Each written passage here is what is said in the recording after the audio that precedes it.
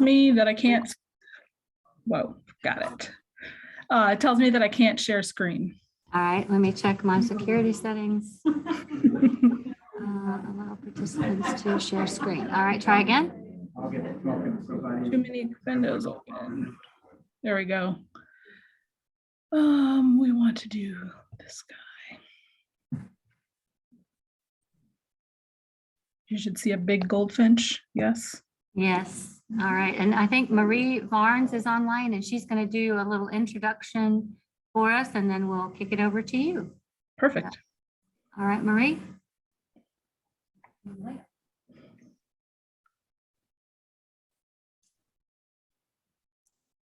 Okay, I'm unmuted now, I think. Yes. Can you hear me? Yes, we can hear you. Okay, I'd like to introduce Dr. Dawn O'Neill. She is currently the new regional, she is currently the executive director of Audubon Delta. And she's also currently the acting director of the National Audubon Group, acting vice president of the National Audubon Group. She has a lot of experience in organizing conservation strategies and developing collaborations between businesses and nonprofits and education and research organizations. She holds a BA in environmental studies from Washington University and a PhD in ecology from Indiana University. Before she joined the National Audubon Society, Dawn served as executive director of the HUYK, I don't know how to say that, HUYCK, Preserve and Biological Research Station. And then before that, she worked with the Nature Conservancy in the Office of the Chief Scientist and was the director of the Strategic Initiatives. She resides in New Orleans, where she likes to garden, even though she claims she has a black thumb. She likes to tackle complicated recipes in the kitchen and explore the outdoors by kayaking, hiking, and camping with her husband, Mert, and with her little dog, Ruby. Thank you, Marie. And it's the Hike Preserve, Hike the Hike. It's a long-standing Dutch name in upstate New York. And thank you so much for having me this evening. I wish that I could be there in person. I'm looking forward to the spring and maybe doing more in-person events. But nonetheless, when I got the invite, I think it was last fall, was very, very much brand new to the Audubon Society. So now I'm a little less new, I would like to say, but nonetheless, wanting to share a little bit with you guys about where we're going in terms of becoming Audubon Delta. So as you know, we're coming together as 3 states, Arkansas, Mississippi, and Louisiana. But before I sort of hop in, I want to sort of, I guess, extend an invitation and a request for understanding. I've been Audubon, like I said, for 6 months. So my perspective is fresh and new like a shiny penny. And if you heard some of this before, bear with me.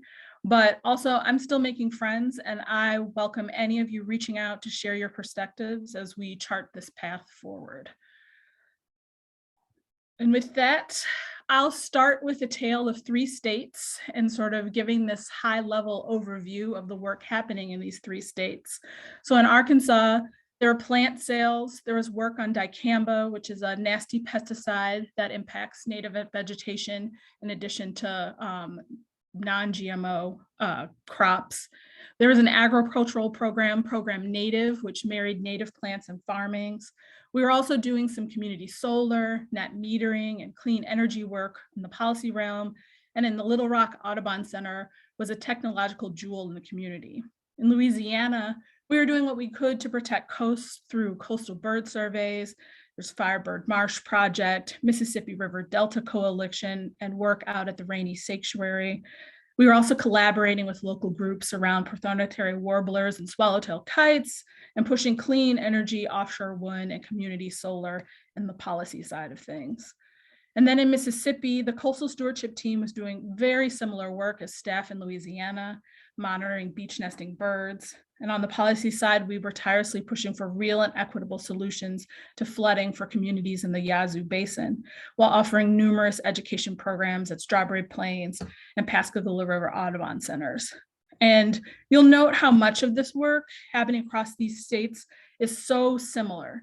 And when we coupled that with limited staff and resources that was making this all happen, coming together seemed like a good idea so that we could share expertise and resources across state lines and to strengthen these core programs and how they sort of circled up with respect to national priorities. And those national priorities are in coasts, climate, water, bird-friendly communities, and working lands. So as it relates to Audubon Delta strategic programs, we've come together, and these national priorities are touching down as coastal stewardship, monitoring and restoration, climate advocacy, lower Mississippi River conservation, plants for birds, and community engagement. And while I could spend days sharing all of the work happening across this region, I will say after 6 months, I still don't have a full understanding of everything that we're doing. Today, I hope to give you a snapshot into some of the work happening in the region, focusing on just a few of the projects that address these priorities and the work we're doing to build a resilient Delta. Nationally, Audubon's coastal work prioritizes the most important coastal sites at any stage in a bird's life cycle, so breeding, stopover for migration, and wintering. On the ground in the Delta, that means protection and monitoring to preserve coastal dunes critical for nest survival. And across our sites in both Mississippi and Louisiana, and a little actually bit of Alabama, our methods are the same, even though the work where we're working is wildly different. So if you've been to the coast between Mississippi and Louisiana, you'll know coastal Louisiana, it takes a minute to actually get to coasts. We're some like 2 hours city-wise, whereas Mississippi, Biloxi is right there. You could be on the highway and you can see everything. We're working in Louisiana around Grand Isle and Cameron Parish sites, and in Mississippi across coastal counties and the barrier islands. In that work, we also conduct coastal bird surveys to gather migratory and wintering bird population data. We try to influence state and local policies and practices through restoration, advocacy, and outreach. And we're working to incorporate education and outreach activities into our centers across the region. In other waters, we're working to reconnect the Mississippi River to its Delta. As a member of the Restore the Mississippi River Delta Coalition, the Delta has been working to advance restoration of America's Mississippi River Delta and the Louisiana coast. For Audubon Delta, this is a priority as the Mississippi River Delta ecosystem and coastal Louisiana supports 100 million migratory, nesting, and wintering birds. Continued loss of these wetlands also increases our exposure to damage from hurricanes, storm surge, and other disasters. So together with our partners here, the Pontchartrain Conservancy, EDF, et cetera, we're working to rebuild coastal Louisiana's nationally significant landscape to protect both people, wildlife, and the jobs that we rely upon. While one could argue that each of our priorities in some way or another works to address climate impacts, in the Delta, we're developing a climate-focused policy and advocacy campaign. We work on climate policy issues because it's embedded in our mission. It's a critical element of us ensuring a future where birds thrive and people prosper. Our main objective with this policy agenda is to advance a regional suite of goals and metrics focused on long-term resiliency for the Delta.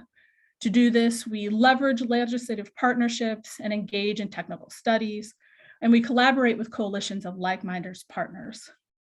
We're working under the precept that greater engagement and advocacy will be necessary at the local, state, and federal level to advance some of our priorities around clean energy and climate-friendly policy. We also try to adopt an equity lens and connect to local leaders and advocates in our networks to ensure our work is aligned with long-term resilience and equity concerns of the people who call this region home. So what does that really look like in practice? In Arkansas, we recently led a coalition to change a state law prohibiting nonprofits and government bodies from installing their own renewable energy systems.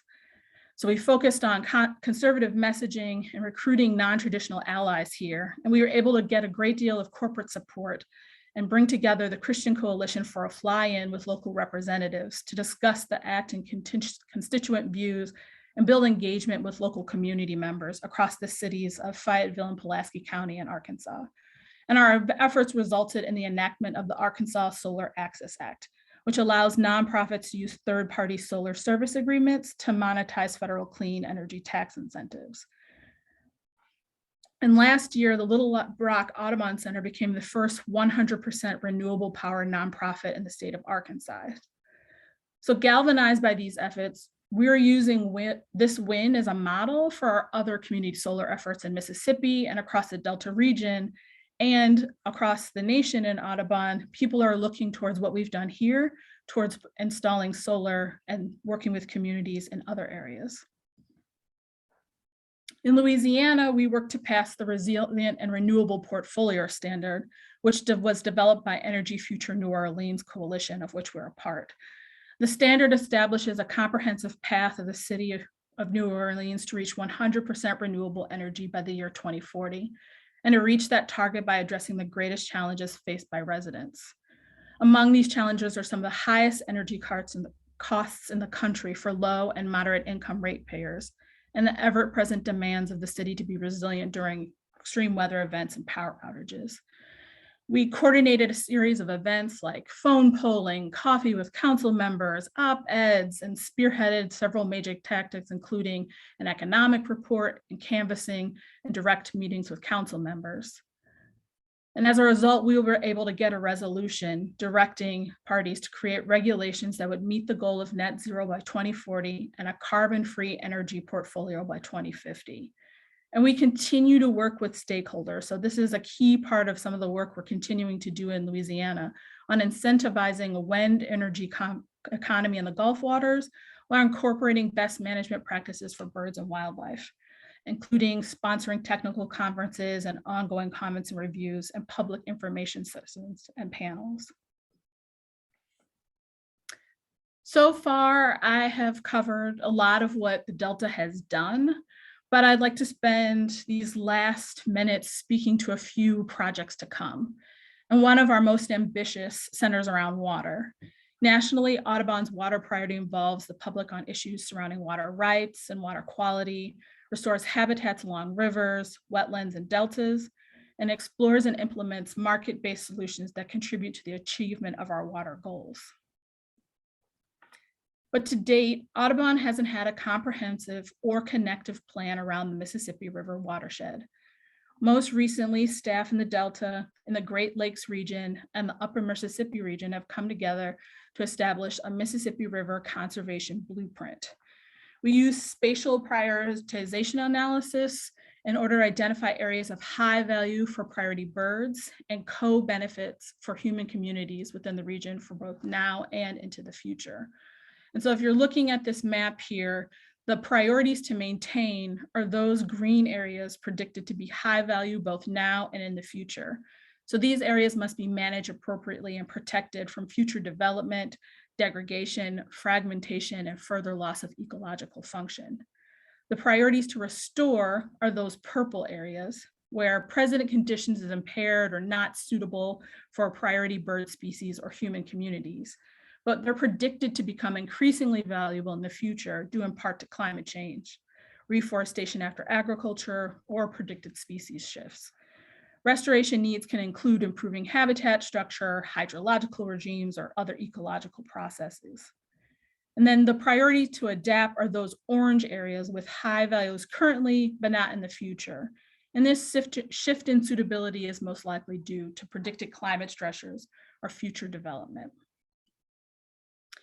So work on the Mississippi River Blueprint is in its beginning stages. We haven't even done our official rollout, so you guys are sort of seeing some of this first. But I can share our 3 major strategies today, which are around filling critical science gaps and developing implementation strategies, advancing policies that promote a healthy and resilient environment, and engaging and uplifting the voices of underrepresented communities. I can also share as an example of ongoing work that fits into blueprint priorities. So in Mississippi's Yazoo backwater area, we've been working with local communities on a national campaign to safeguard federal protections for up to 200,000 acres of Mississippi flylife wetlands, habitats that support nearly 29 million migrating birds annually. The map here on the left is just to sort of orient you to the backwater area. And then the map on the right is showing the relative of abundance of 1 week of migration for the pectoral sandpiper. So you can see how important this area is. In 2020, we had 93,000 members join us in sending letters that urged the Army Corps to abandon this destructive agricultural drainage project and instead prioritize immediate affordable flood risk solutions centered around reforestation. And just this fall, the Corps withdrew their record of decision on the pumps, ending the project. So our 2021 victory to stop the destructive Yazoo pumps is providing big momentum for the next chapter of our work as it relates to lower Mississippi River Conservation Blueprint. So we want to advance a resiliency strategy that outlines a suite of natural infrastructure, climate resilient, and environmental justice solutions to benefit lower income communities, birds, and wildlife. Federal programs such as through FEMA and the USDA are available now that can deliver those effective flood relief to vulnerable communities, while accelerating habitat conservation and climate resiliency efforts that can benefit those 29 million migrating birds that depend on this area. As a first key step to our implementation strategy, last year we hosted a virtual training for local community partners that engaged a diverse group of 30 participants, from mayors and state legislators to faith leaders and nonprofits. And we even had the support of Congressman Benny G. Thompson, whose district includes the Delta. And we're continuing this work in Mississippi, and it's a big priority for us as we move into 2022. Also in the works for the Delta region is an exciting new endeavor around bird-friendly communities and working lands. And yes, they are connected. Nationally, these two separate priorities touch down into wildly different habitats, urban and suburban communities where we champion native plant gardens and lights out initiatives to protect migrating birds, and rural managed lands where we work with landowners to increase habitat quality and promote sustainable agricultural practices. In the Delta, these two priorities work hand in hand as part of our Plants for Birds initiative. We've taken the philosophy in part that each patch of restored habitat is just that, a patch in the frayed fabric of this overall ecosystem in which it lies. So by landscaping and farming with native plants, we can turn this patchwork of green space into a quilt of restored habitat.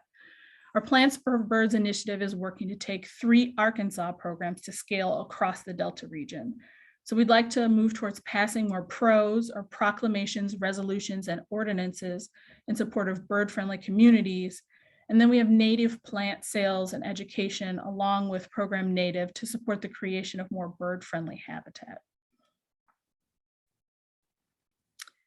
Currently, we're working with legislators at the city and state level to pass PROs, again, these proclamations, resolutions, and ordinances, or policies establishing native plant weeks, or encouraging and or requiring native landscaping.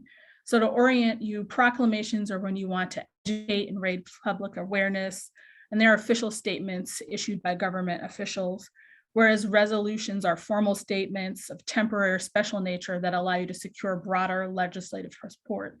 And then you can consider it the holy grail here is ordinances, which would allow us to create uniform enforceable rules and permanent laws passed by local or state legislators. And we've had really good success in getting several proclamations passed in 2021. And most recently, the Louisiana governor issued a statement for Native Bird Day on January 5th. And these proclamations are great introductions, and they've opened the door to Audubon Delta for conversations around demonstration gardens at the governor's mansions in Louisiana and in Arkansas at City Hall. And over the next 18 months, we're working to pass at least 5 more of these PROs. And we're encouraging member involvement in helping us to identify cities and municipalities and support our efforts at the state level. In addition to PROs, the region is coming together to support the creation of bird-friendly yards through native plant sales and educations. And right now, all of our centers in the region, so Little Rock Center in Little Rock, Arkansas, and Strawberry Plains, which is in Holly Springs, Mississippi, and then the Pascagoula River Audubon Center, which is in Moss Point, Mississippi. All of them have plant sales. So we've come together this year. I believe we're going to be trying to have sales in Baton Rouge, and I think Eric Johnson, who is involved, I think he's on your board, if I understand correctly, has already put you guys in touch with Dan Scheinman, who's leading up those sales for this year. Some of the thinking around our plant sales are that we're hoping to shift mindsets around what's considered a beautiful lawn. So typically that has been dominated by things such as decorative value. And we want to go beyond beauty to taking into consideration the function that plants serve in the ecosystem. That's to say, we'd like to balance beauty and function. And so we're conducting these regional plant sales and education events about native plant gardening to make it easier for individuals and communities to adopt this native landscaping and demonstrating the benefits of native plants for both birds. So more native plants for birds means more choices for food and shelter and other wildlife. And for people, because planting many different species of herbaceous flowering plants, shrubs, and trees, you end up with layers of vegetation. And that helps deflect rains, which increases the chance for water to be absorbed by your soil before running off into storm drains and streams. Additionally, native plants often tend to be hardier than non-native ornamentals. And so they thrive without mowing, pesticides, or fertilizers. And less lawn mowing, fertilizing, and pesticide application means cleaner air and water, and my favorite, additionally more time to bird. Finally, one of our biggest lifts around our Plants for Birds programming is scaling Arkansas's native agriculture to invigorate ecosystems project, which has trained new and historically underserved farmers to grow native plants as environmentally friendly, climate change resistant specialty crops that provides both income and on-farm wildlife habitat. The way the program works is Audubon works with volunteers to collect native plants from remnant prairies in 4 distinct ecoregions. And then those plant materials are provided to farmers as alternative crops. And Audubon staff then supports those farmers with access to specialized equipment and technical support. The farmers produce native seed crops that provide bird-friendly habitat, benefiting their farms as an addition to additional income. And then at the end of the season, Audubon helps in terms of harvesting and then transports the seeds to partners at Roundstone Native Seed in Kentucky. And then all those seed resources then come back into Arkansas and are purchased by partners to use on habitat restoration projects. And restoration of those prairie ecosystems, once home to species like the greater prairie chicken, help other declining grassland birds such as northern bobwhites, grasshopper sparrow, and dickelsill. And additionally, because the grasslands store approximately 1/3 of soil organic carbon, these efforts can have significant benefits for climate change mitigation. Finally, I'd like to leave you all with a little bit of a call to action, because if we act today, I know we can help most of the climate threatened birds survive well into the future. But also, like I said, our resources and our staff are limited across the Delta region. We are definitely working to grow. But together as a community, I think we can have really huge impact.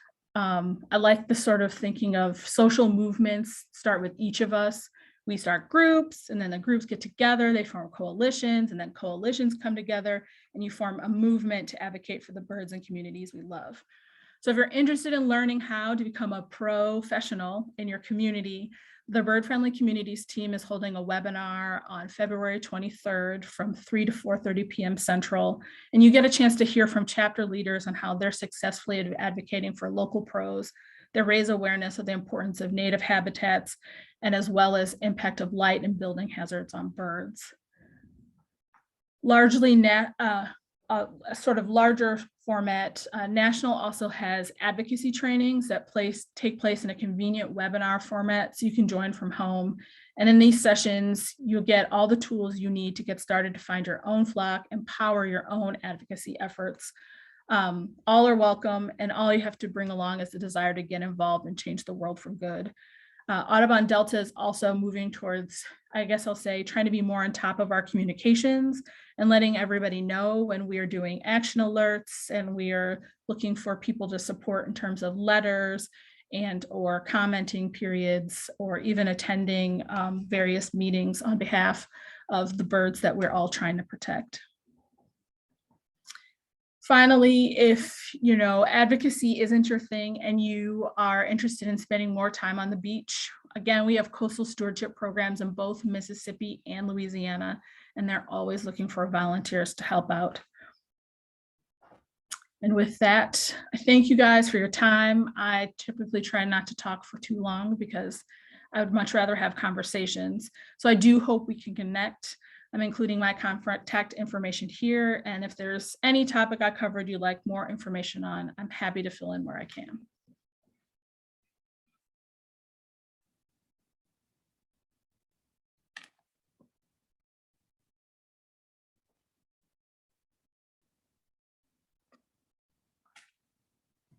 All right, great. Thank you, Dawn. I will let our viewers here, if anybody does have questions, you may unmute yourself and ask them.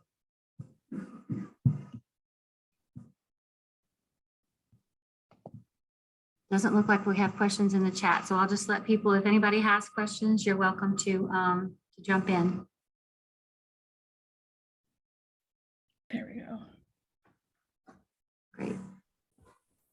Dawn, I have a question, and I'm not sure if you know the answer to it, but what can you do? There are some people who don't seem to buy into the native plant thing and says we're making a big deal about it and that, the invasives are just fine for our wildlife, even though the research shows that it's not. How do you respond to something like that?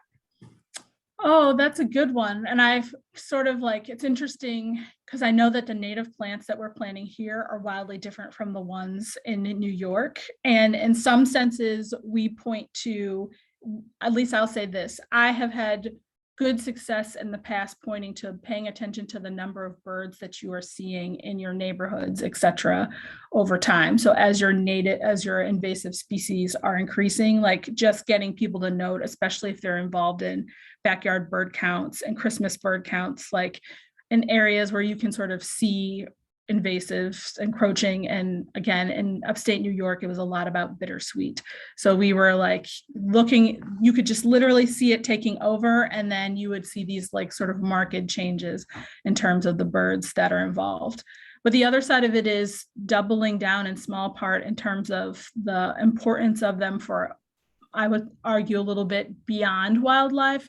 So when we talk about being able to improve water quality, reduce pesticide use, et cetera, those are some things that sort of can resonate for people beyond just the wildlife side of things. Thank you.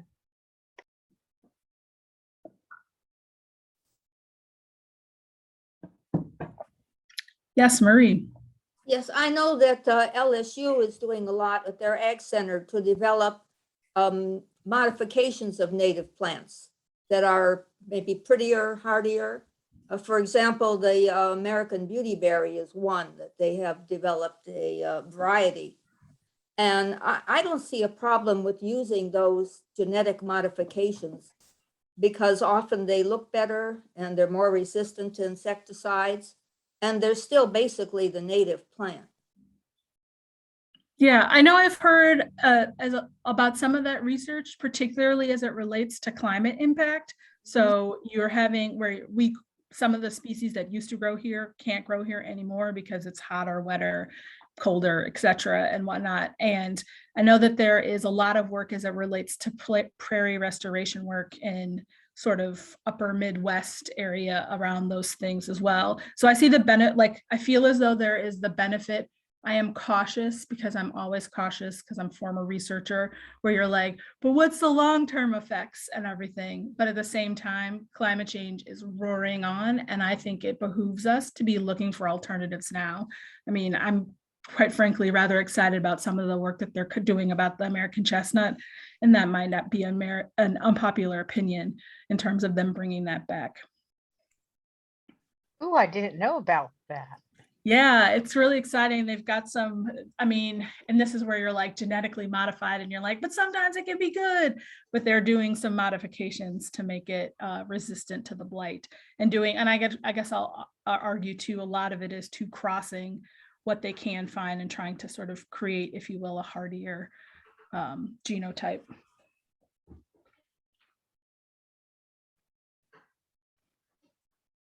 I know you mentioned the coastal efforts being front and center in Audubon Delta's